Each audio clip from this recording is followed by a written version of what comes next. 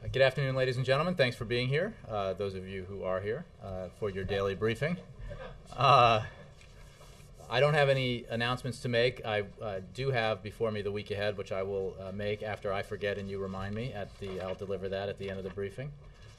But with that, I will go to questions. Ken. Jay, why did the president decide to weigh in on the shooting death of Trayvon Martin today? Ken, you know, the president has given us a number of interviews in the last several days. This has been a major news story, as you know, and so he was certainly prepared to answer a question if he were to get one. It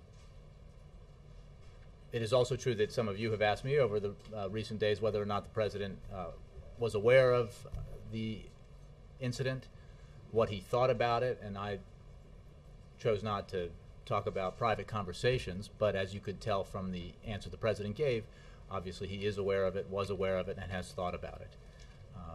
And he shared his thoughts on the case today with you.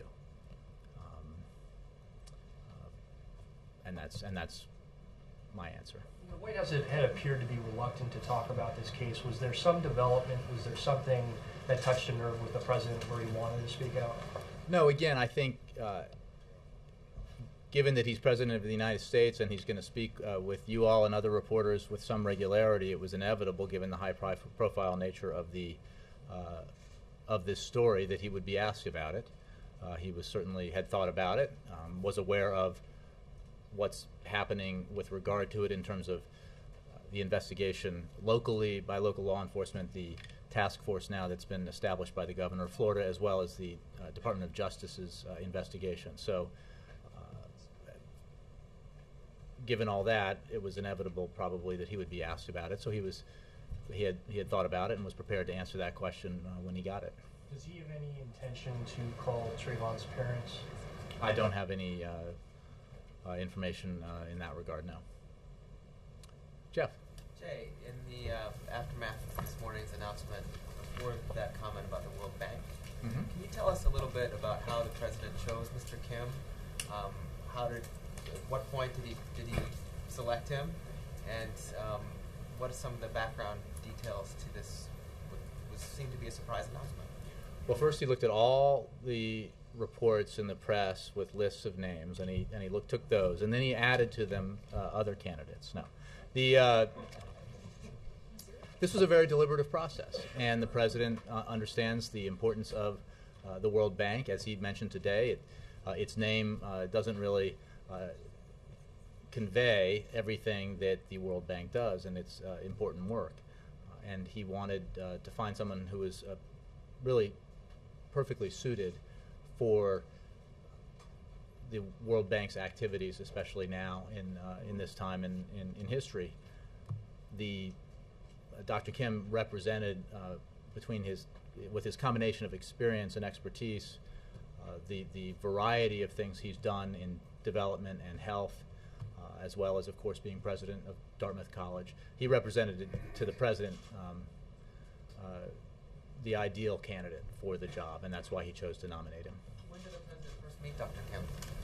You know, I don't have that information. I'm not sure when they first met.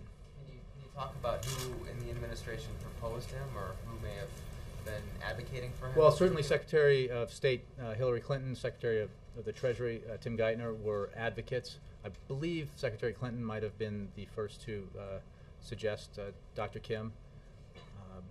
Both those individuals were supporters of the idea, which is not to suggest that others who were under consideration were not also seriously considered and supported by very senior advisors to the president. They were. There were a number of highly qualified individuals considered.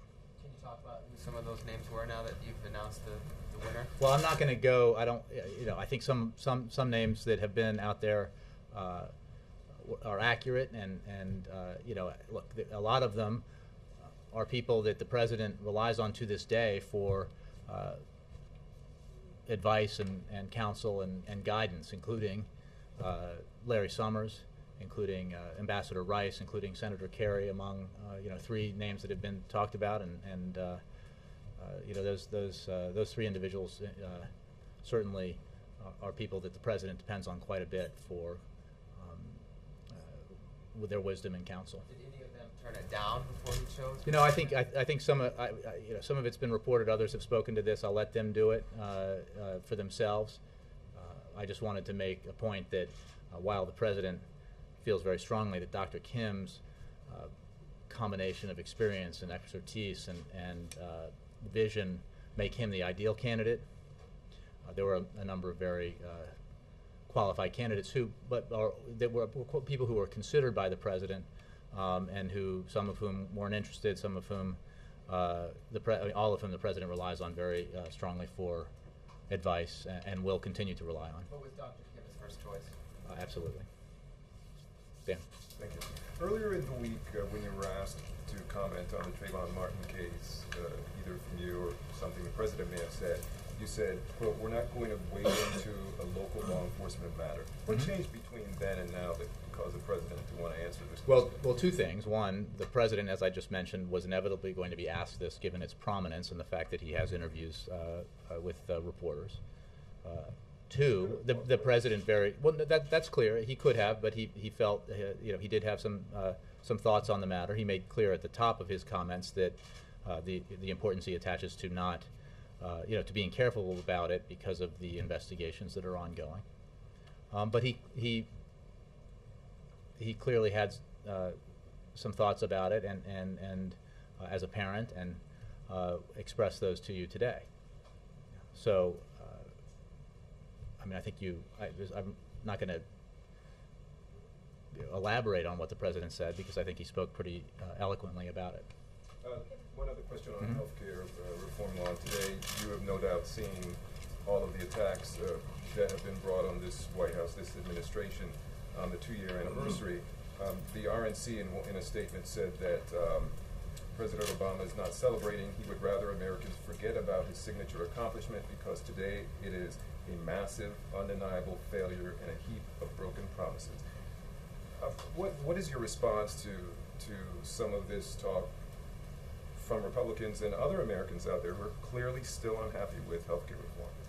Well, I'll say a couple of things to your last point. I think there was a story just recently about the disparity in the amount of money spent in the propaganda PR wars on this issue, 3-to-1 at least, spent against the Affordable Care Act and efforts to mischaracterize it, mislead Americans about what it is, versus those who advocated in favor of expanding health care coverage for 30 million Americans, expanding coverage for young Americans, expanding coverage for seniors, by building on the private sector system that we have, the private health insurance system that we have. There's a lot of misinformation about what the Affordable Care Act is. The fact is, as you know, we released a comprehensive report on the Affordable Care Act at its 2-year anniversary today. The President's very proud of the work that Congress did and his administration did to make this 100-year quest a reality. And we are focused on implementing that bill, that law. Thanks to the Affordable Care Act, 2.5 million more young adults have health insurance on their parents' plan. 5.1 million seniors with Medicare saved $3.2 billion on their prescription drugs. And everyone on Medicare can get preventive services like mammograms now for free. Insurance companies must spend at least 80% of your premium dollars on health care and not overhead, and cannot raise your premiums by 10% or more with no accountability. It is illegal now for insurance companies to deny coverage to children because of a pre-existing condition, and in 2014, discriminating against anyone with a pre-existing condition will be illegal. Now, what the RNC and others who are critics of this leave out in their attacks is that they want to go back to a system where insurance companies have all the rules on their side, not consumers, not the American people, where they can deny your coverage like that if you have a pre-existing condition, where they can say no if you want to add your child to your health insurance policy, where they can throw you off your insurance policy if you get sick. Those are some of the benefits that critics would repeal. And the President strongly believes that is a mistake, and he certainly will not shy away from the opportunity to debate that vision versus his own when it comes to providing health care to the American people. And in April. Thank you, Jay. The president, with his constitutional law background, does he have an interest in looking at what the Solicitor General is going to argue on Monday? Does he ask to see any of the briefs on the Supreme Court arguments expected next week? Honestly, and I don't know if he has reviewed the briefs. I know that he has great confidence in the Solicitor General and great confidence in the argument that will be made that, as we have said repeatedly, that the provision under review by the court is definitely constitutional. Has he been part of any kind of review about the administration's position or the government's position? I mean, I know that he's been briefed on it, and he has had discussions about it, but nothing too substantive that I'm aware of. Now, the Florida shooting, the president mentioned that the country should do some soul searching, not just on the law, but the context of how it happened. Does he think this is another one of those teachable moments? You know, I'm not going to elaborate on what the president said. I think he spoke about it, and you know, I'll leave it at what he said. The fact is, as many have said today and previously, the president believes this is a tragedy. And as a parent, he can feel that, as you and other folks who are parents can understand even more keenly what the kind of grief that the Martins are suffering right now. And I think that's an observation that is broadly and widely shared. Beyond that, I'll let the president's word stand, and we'll certainly let the investigations proceed. Yes, April. Okay. And then Mark. Back on the Trayvon Martin issue. You said the president believes this is a major news story. As a major news story, what has the president... I don't think it... Yeah, okay. Sorry, go ahead. What has the president gotten? Has he listened to the tapes? And what kind of... And just on the TikTok issue, what kind of information is he being updated by Justice? Because I understand that Justice had a whole day, early part of this week, they were trying to figure out how to handle the situation and sending people there to help lessen tensions and things of that nature. How has the president been involved leading up to today in this?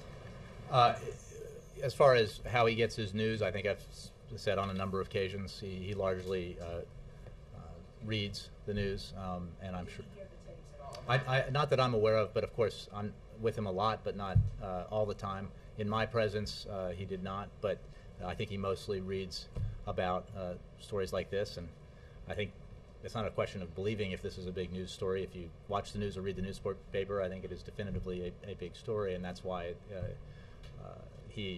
we certainly expected that he would be asked about it at some point.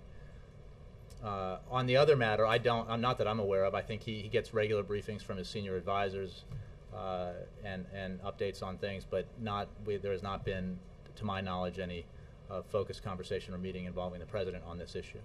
Okay. And also, you said that you had not heard that the president had reached out and called the Martin family as of yet. He has typically done things like that in the past with other situations. Do you expect that could be a possibility? I think that's what I was asked, whether he planned to, and I don't have any updates on phone calls he may or may not make in the future. And is he reaching out? Has he talked to Al Sharpton and been jealous about this situation, particularly as not that I'm aware the of. issue of racial profiling has been raised? Not that I'm aware of, April. Okay, on another subject, what do you think about this? The controversy about the Etch-a-Sketch, not the... I have one at home. Okay. My children have one. I didn't bring that in now. I'm sorry. What do you think about the controversy? I was asked this, I think, yesterday or the day before on Air Force One, and you know, I and others, you know, watch with interest the developments in the Republican primary, but we're focused on the work we're doing here. The president's very focused on the work he's doing. I don't have much comment on that. So 8 months out from the general election, all he has to do, Mitt Romney has to do is shake and reset himself. Do you think that 8 months out, a major candidate should be resetting themselves? I appreciate the effort, but I will not. I really. Do How much it cost? How much it costs? About $5, yeah. Do you actually have one at home? You said you have one at home? I have 2 children. Yes, we have an Etch-a-Sketch. It's been a while. My kids are getting a little older. But I have not brought it in. We go ahead.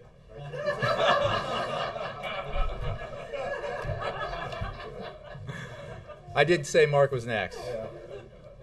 Jay, despite what you've said about the second anniversary of the Affordable Care Act, it's still not clear to me why the president didn't choose this anniversary to do an event, make a statement.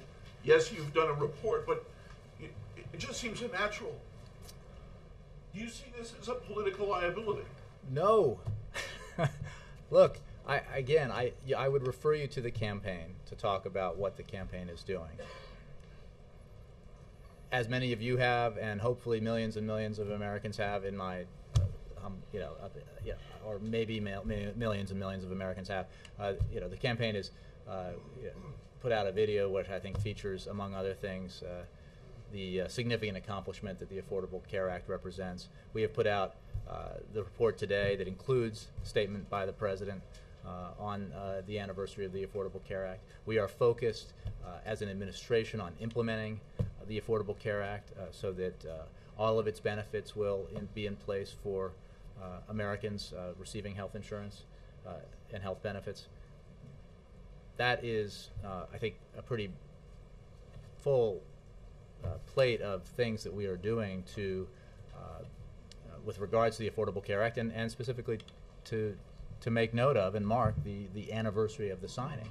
But look, this was the important thing about the Affordable Care Act is what it does, and that's what the administration is focused on. And Secretary Sebelius, Secretary Solis, Valerie Jarrett, others have been involved in highlighting some of the important provisions of the Affordable Care Act this week, and will continue to be. And the President speaks frequently about the Affordable Care Act at events. So I made the point the other day that the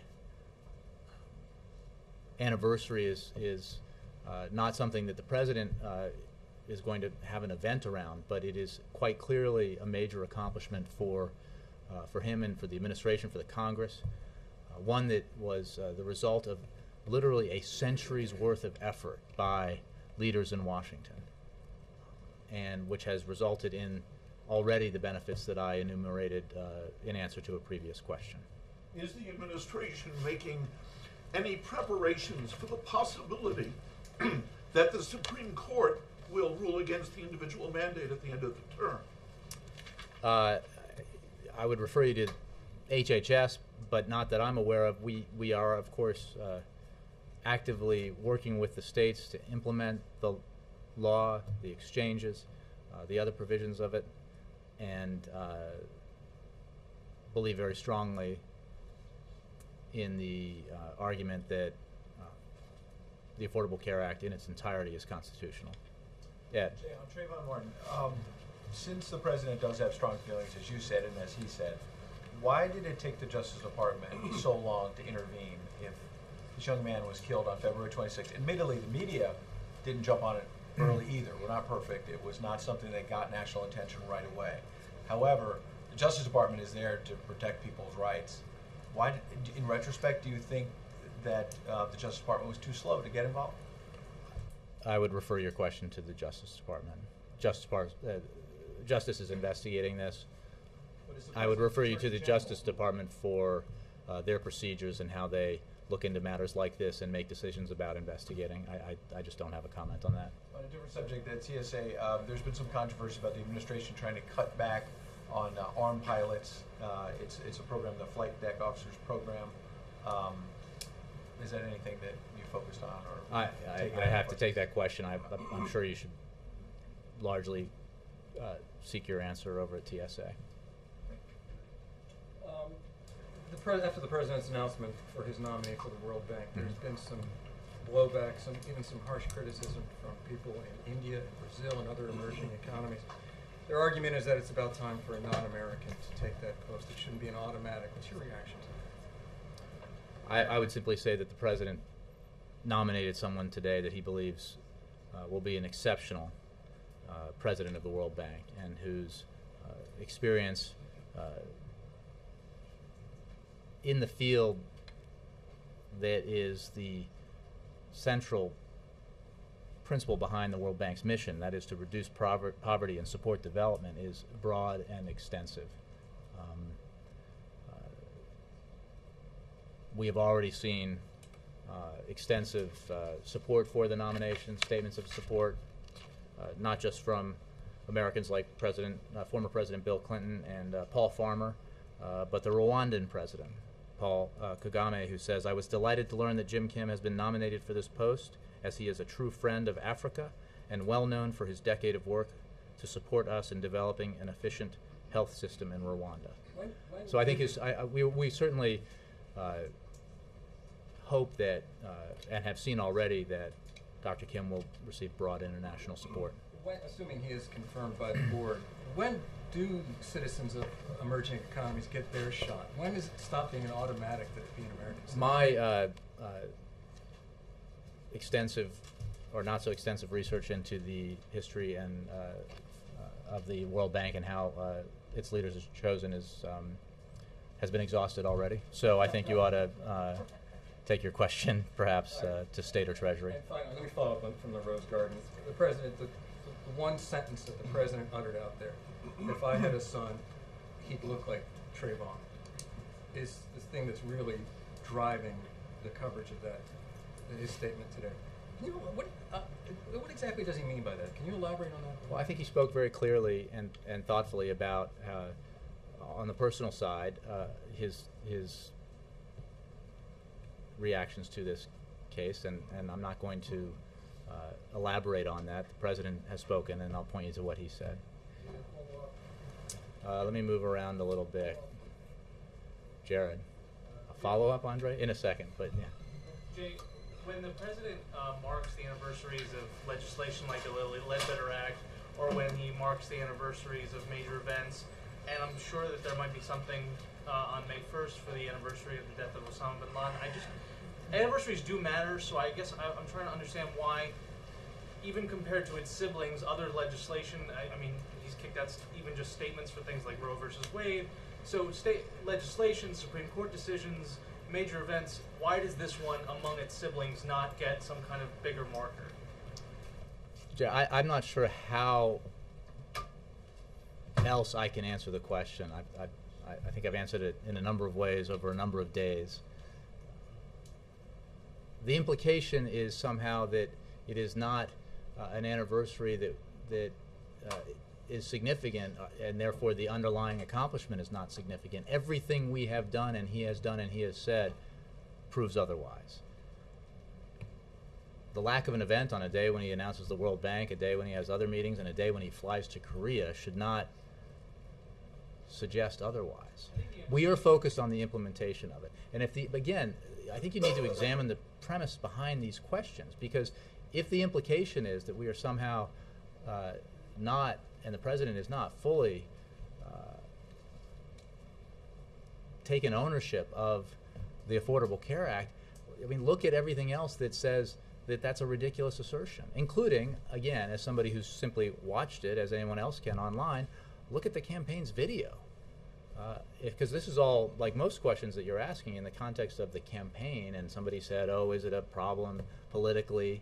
Well, it certainly looks to me, as an observer, that the campaign doesn't think so. The president's campaign doesn't think so. So, and the report that we put out today suggests we don't think so. And the fact that the critics of the reform have no answer to the question, would you then have it be the way it was before, when insurance companies could throw you off if you got sick, or they could prevent you from getting insurance, or your child from getting insurance because he or she has a pre-existing condition? They have no answer to that. So this is not a debate we will shy away from. And one other thing, Jay, about the president, when he was on an official event last night, there was an interaction with someone who was interrupting the president, and he said, you know, something along the lines of, if you want to have your own rally. Was the president campaigning that night or even in that moment? Because the word rally just seems like a loaded campaign word. I'm just trying to figure out if the president was campaigning or if this was an official event.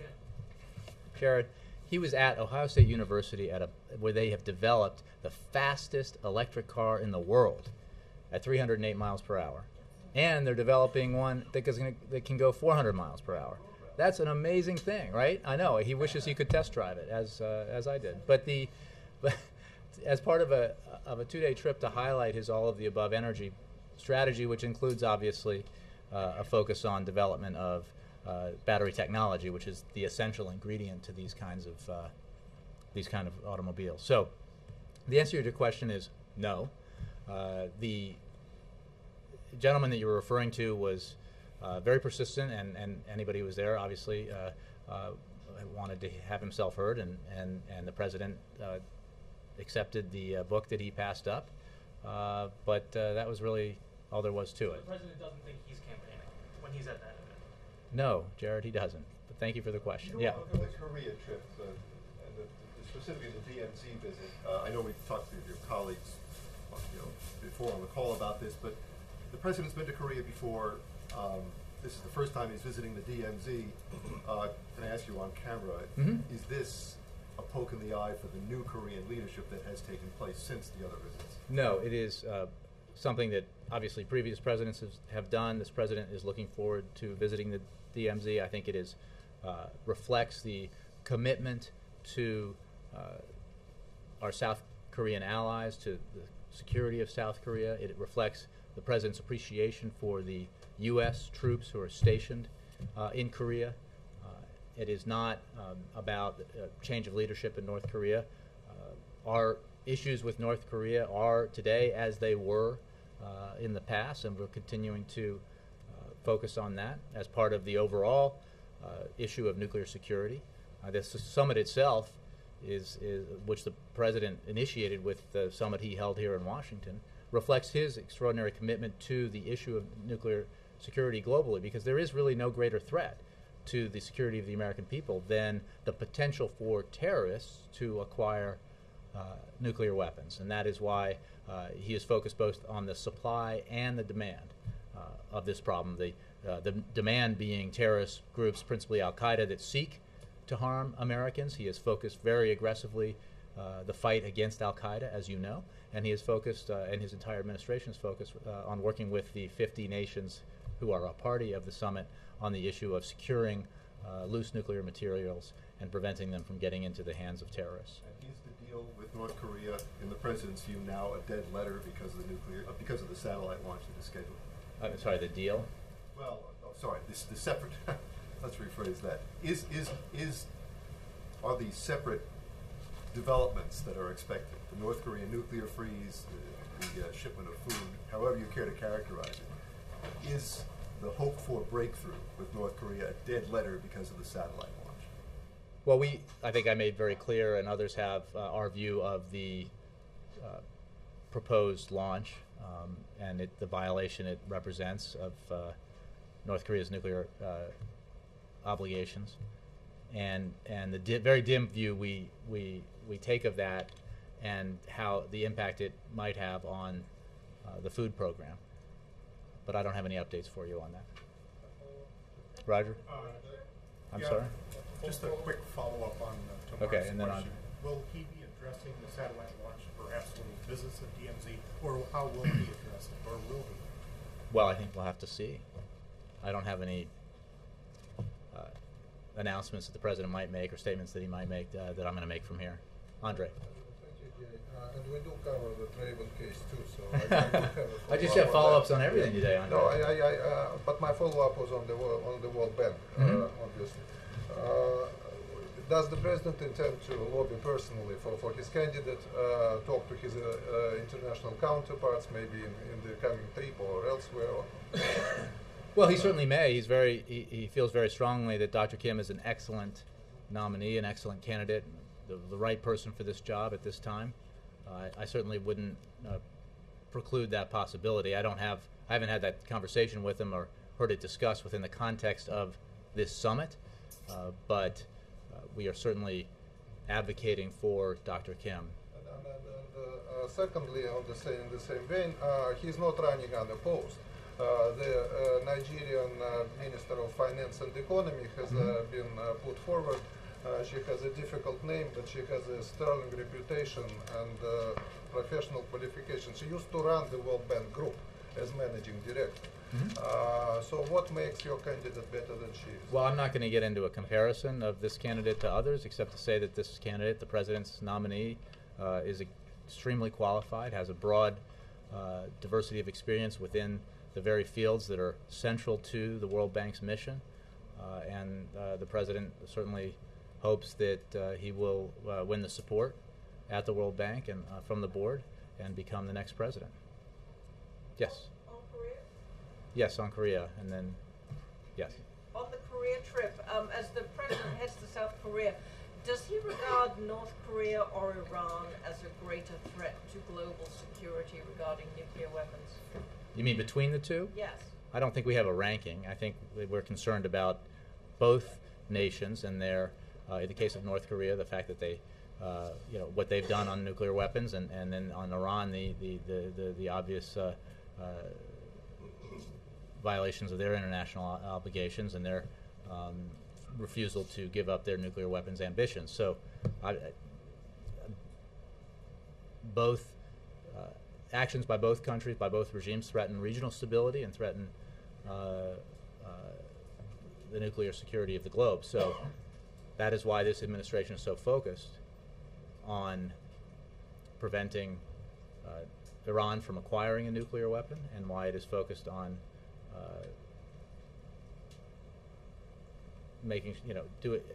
working with our allies to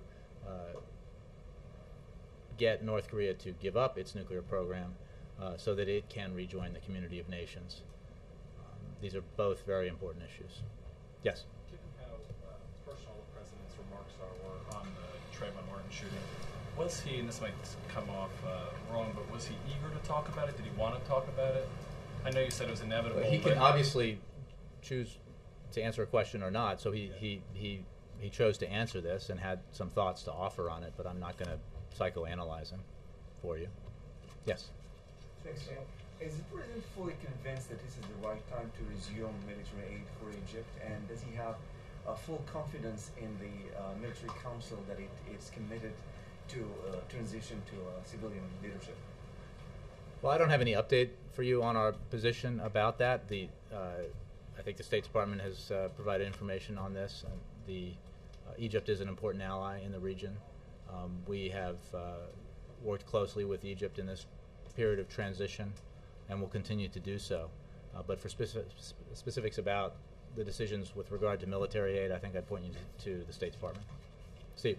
The Vice President this morning speech was very critical to Mitt Romney and his Social Security proposals to raise the retirement age and slow the growth of benefits. What's the White House position on Social Security? Are we going to see any proposals, specific proposals, before the election? Well, I think you saw in the President's, both in his State of the Union last year and the President's deficit reduction proposal from September, that we believe that we can work together to take steps to improve Social Security but the immediate, with regard to entitlements, the more immediate issue that needs to be addressed is Medicare, and the President put forward in his budget proposals on entitlements that part of a balanced approach to getting the kind of significant deficit reduction that we need to get our fiscal house in order. I don't have any new proposals to suggest to you that we're going to make, but the President is very focused on the need to deal with our deficit and debt problems and do it in a way that does not unfairly burden certain segments of society, and that would include, obviously, seniors. One of the problems that we have with the Ryan Republican proposal, both iterations, which is clearly becoming the Republican proposal. I think the candidates for office have endorsed it. Is that it is so unbalanced. It does not, the essential the key element of any plausible proposal to get our deficits and debt under control is that it have balance, so that it is not unfairly burdensome to any sector of American society. That has been recognized by not just Democrats, not just the president, but Republicans. Republican leaders on this issue have said it has to have balance. It has to include not just discretionary cuts, not just defense cuts, not just reforms of entitlement programs, but revenues. For some reason, even though this is established, moderate, reasonable thinking from leaders of both parties on this issue, the Ryan budget, the Republican budget, the budget that Republicans seem to be rallying behind, doesn't do that. It does the opposite. It gives more tax cuts to the wealthiest Americans, and to pay for them asks seniors and others to foot the bill. I don't have any updates for you on tax increase for Social Security. You're not talking about a balanced approach to that, are you? Are you saying that there's a tax increase? The president has a plan that he's put forward. I have no proposals beyond the president's plan to provide to you.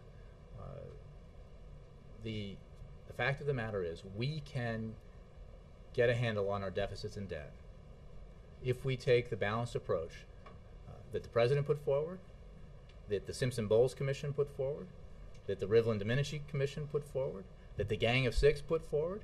The last three included Republicans. Only the president's supporter the proposal, and I mean, you guys can conclude on your own, perhaps, make an analysis of that, why Republicans don't support it. Because leading Republicans have supported balanced approaches to this problem. They should support a balanced approach when it comes to actually getting it done. Yes, in the back. President trip to Korea. North Korea just say if any statement coming out on their nuclear weapon, they will deem it as a declaration of war. So, I just want to know what's the reaction of the White House to that. I haven't heard that statement, so I don't have a reaction for you. Yes, sir. Jay, given the worldwide financial upheavals in recent years, world leaders have been talking about reforms of the world financial systems. But with the heads of IMF and World Bank still coming out of Europe and the United States just like decades ago, does the White House believe that such reform is been proceeding on a satisfactory pace or anything? Well, I'm not sure I understand that this is a question that is loosely pegged to the announcement of our nominee for World Bank president. I think the World Bank's mission is focused on reducing poverty and supporting development, not the international financial system. But this president, in the midst of a dire financial crisis that threatened to cause a global meltdown, acted quite aggressively to prevent the meltdown, and has passed, with Congress's support, a law that reforms Wall Street and ensures that we don't have the same kind of situation that helped precipitate the global financial crisis in 2007, 2008. So, and that experience is an experience that we share with others around the globe, and the lessons that we learned from it. And this, I think, is something I've talked about when we've discussed the Eurozone crisis and the efforts there to get a handle on that, and the fact that Secretary Geithner has been very engaged with his European counterparts on that issue, and offering the kind of advice that he can, having personally been involved in the crisis here and the efforts to end it. So, but beyond that, I'm not sure that the announcement today goes particularly to your question, Donovan. Thanks, Jay. I want to go back for a minute to the healthcare anniversary. Yes. Yeah. The Republicans obviously are celebrating the anniversary. I think they put a banner up and all this. And you said earlier today that the propaganda spending against the healthcare law was like 3-1. And my question is, wouldn't an appearance or an event by the president help offset that? We are focused on implementing the Affordable Care Act. We also support those who are marking the anniversary, those who support or who are marking it and are supportive of the Affordable Care Act. We have put out our own report. There will be you put it in the political context, which is the only context within which Republicans put it, because they have no policy that's an answer to the need for health care reform. And there will be an opportunity for the president to debate the merits of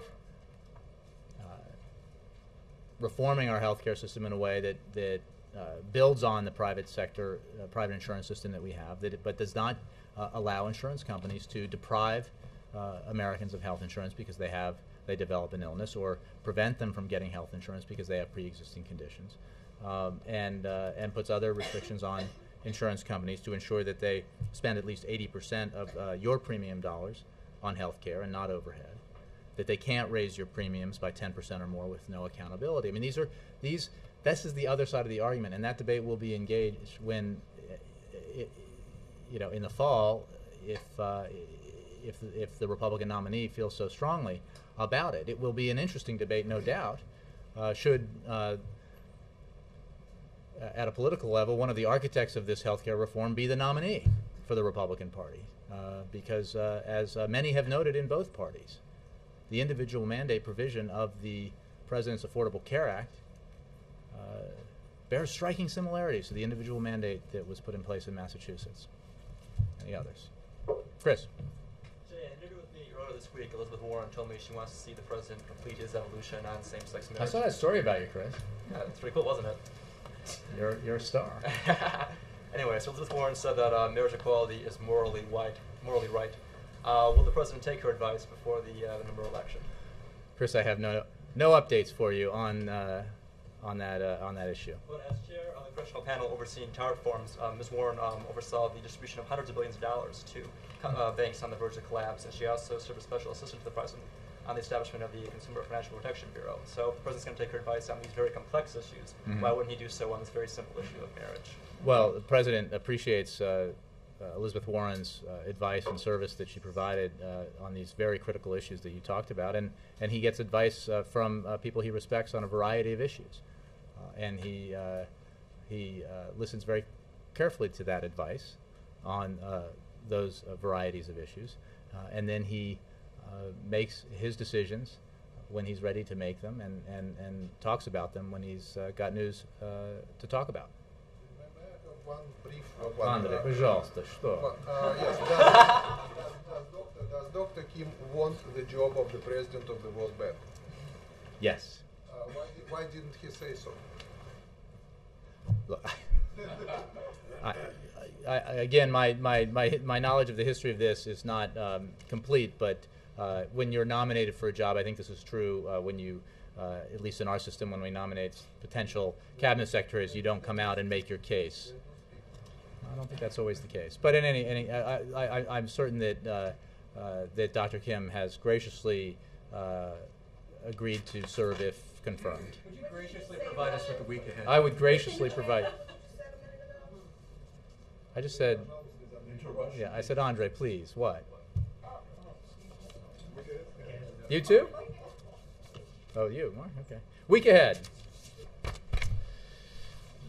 On Sunday morning, the president will arrive in Seoul, Republic of Korea. Later in the morning, the president will visit the demilitarized zone, also known as the DMZ.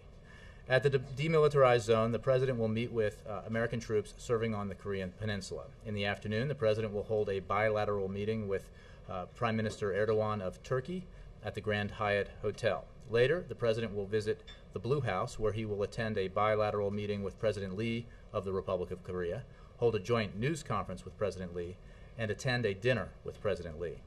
The president will spend the night in Seoul. On Monday morning, the president will deliver remarks at Hankook University in Seoul on his ongoing commitment to our continued efforts to stop the spread of nuclear weapons.